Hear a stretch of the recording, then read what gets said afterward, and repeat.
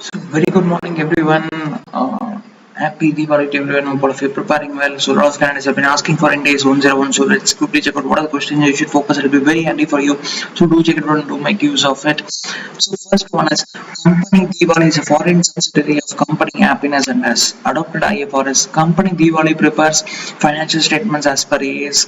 So on transition, what would be the previous gap of Diwali? So the previous gap would be the A specified under section 133 and not IFRS for the company Diwali. So that is the answer. Moving on to the next question. A Limited has made certain investments in B Limited. Very important. Pay full attention.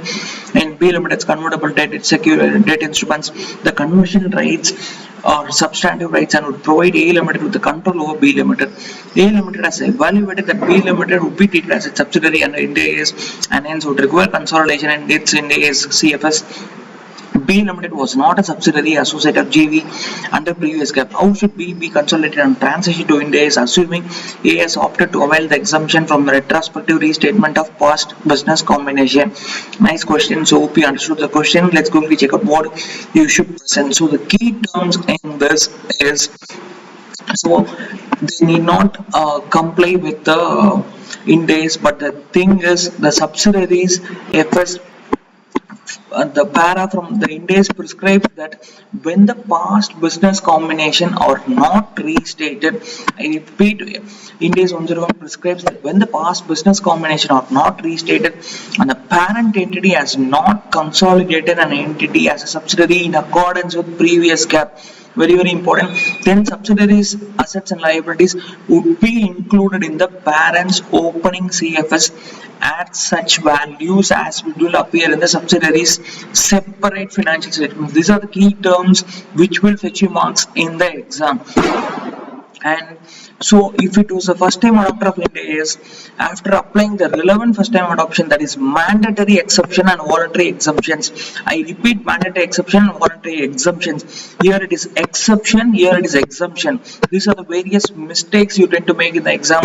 Then this goodwill. So this, if you write all these things, there is no way you will lose a single mark from the 5 marks. So very important question. So in accordance with the previous gap, has not presented the CFS for the previous year, so entity was not treated as a subsidiary. So accordingly, this is the requirement. The catch term, I repeat, where so the separate financial statements we use to produce and mandatory exception and voluntary exemptions. So moving on to the next question.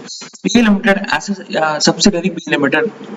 On first time adoption of IND AS by B Limited, it avoids the optional exemption of not restating its past business combination.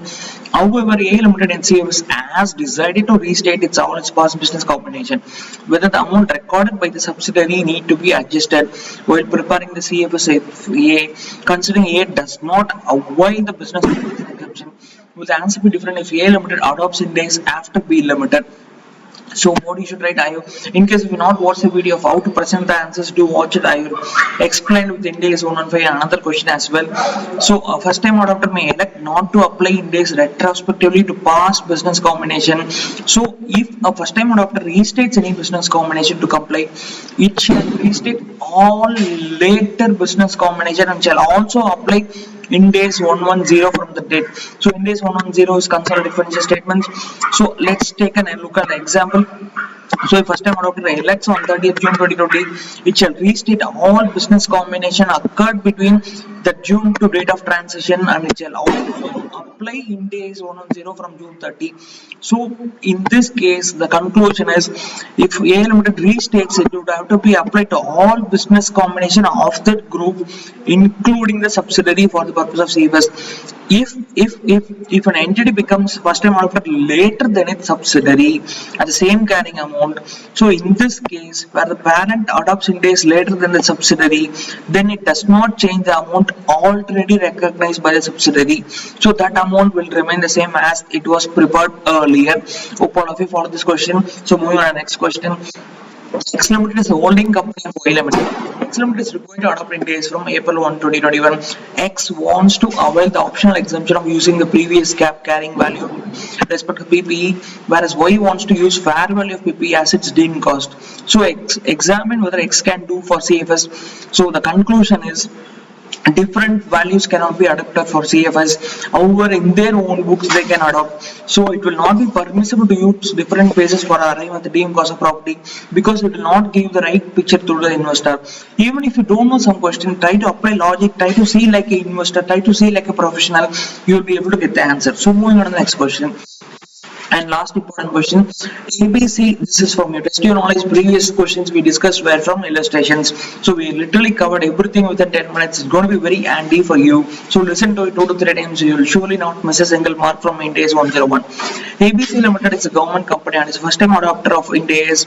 As per previous the contribution received by ABC from government, which is in the nature of promoters contribution, have been recognized in capital reserve and treated as shareholders funds. State whether the accounting treatment of grants in the nature of promoters contribution as per AS 12 is also permitted under IND AS 20.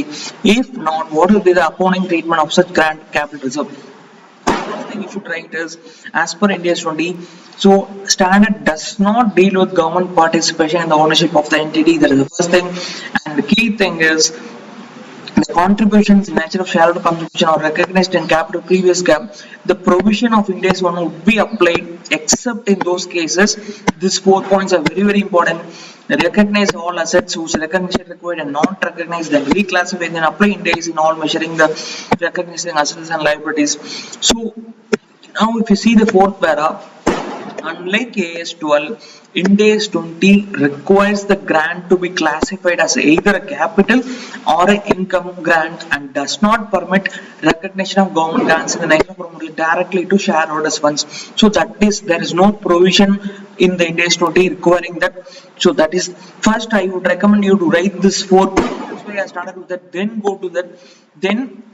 So now the last concluding para, for which will be given 1 mark or 1.5 as the case may be.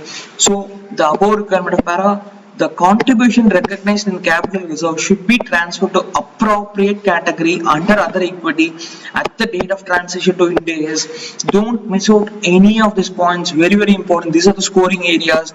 IND AS 101 is very, very important. If you see, we were able to discuss all the questions within 8 minutes. So watch it 2 to 3 times. Best wishes, all the very best once again, and stay focused.